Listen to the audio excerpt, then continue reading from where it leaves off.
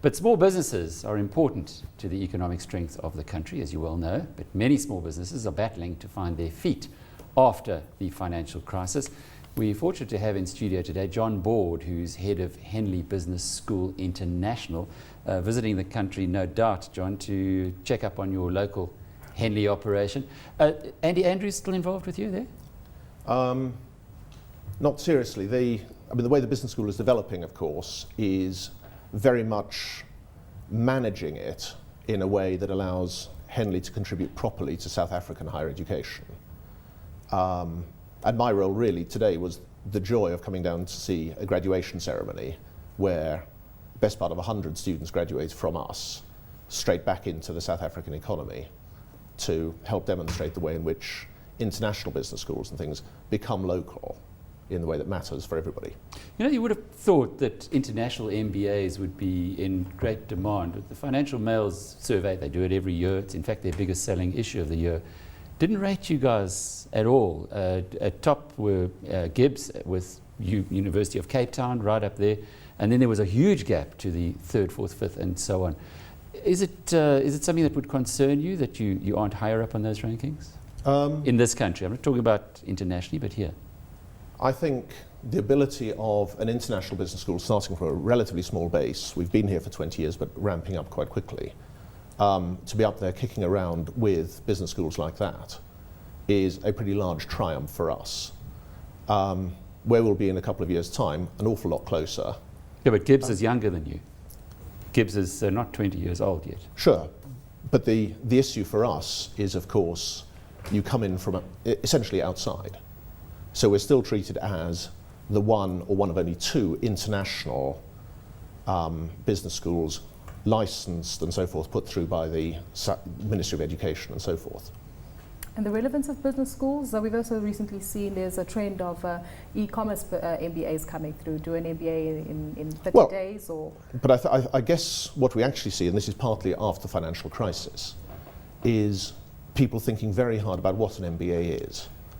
And what we've always believed at Henley since we were founded in '46 is MBAs and running big businesses are about general management, what are good things to do. Following the crisis, of course, a lot of people jumped from saying, let's have general MBAs to let's have an MBA in, for example, financial services. And what happens then is you lose the focus that you need. So a lot of the criticism, I think, has been about these over-focused MBAs. And actually, if you look at the crisis and the way things have followed on from that, what people are now saying is there are a lot of common things to running a financial services company, as with for example, pharmaceutical. There are sensible things to do when you're running any business. And one of the worst things you can do, which is what the crisis tells us, is focus so closely and say, all I do is run financial services, nothing else matters. And then you lose the wood for the trees. So common sense, which is frankly what really good business schools teach you about, becomes more important, not less. Now the second thing he talked about, which was EMBAs and so forth, that's a style of delivery, it's a social development that, for example, even 5 years ago, people would have said, distance learning, it's a kind of poor relation of coming and studying full time. What we see now, as we're launching our own online MBA, is it's a mode of study. It's almost like a lifestyle choice. I'm not going to take a year out or 2 years out to study full time. I'll study online. Take that, and then have the right amount of physical face-to-face support to allow the sort of networking and, for us, personal development that matters so much. Seems to make a lot of sense. I'm sure you followed Clay Christensen's view from Harvard Business School, the leading business thinker in the world. Although he works for a business school, he says business schools are in trouble. He's very concerned about their future. And I'd just like to get your view on this. I guess the people are always going to need to learn, but are they going to learn in the same way as they've done in the past? I think again, there are two parts to this. One is, are business schools in trouble?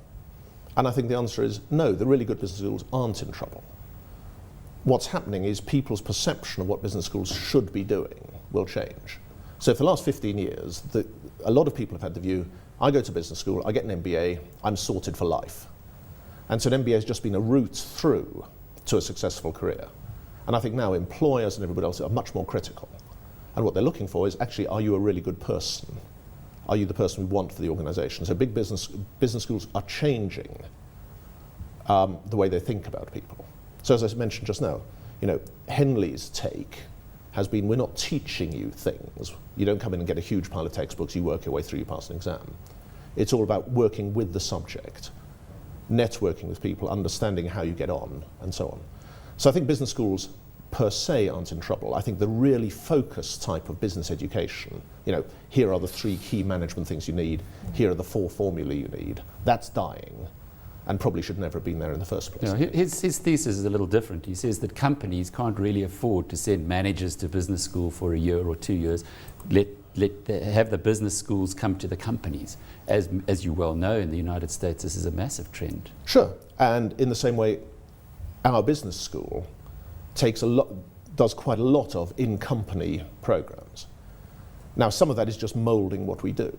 And a lot of business schools, again, don't say, take 2 years out of your career at the expense of your company, and so on. Because for most individuals, that's a career-destroying activity. So it's just a change, perhaps, in the emphasis. I think it's a change in emphasis, but I think it's also a change in people's expectations of what they're going to get out of the MBA. Changing that view of, do an MBA, get an extra $200,000 a year.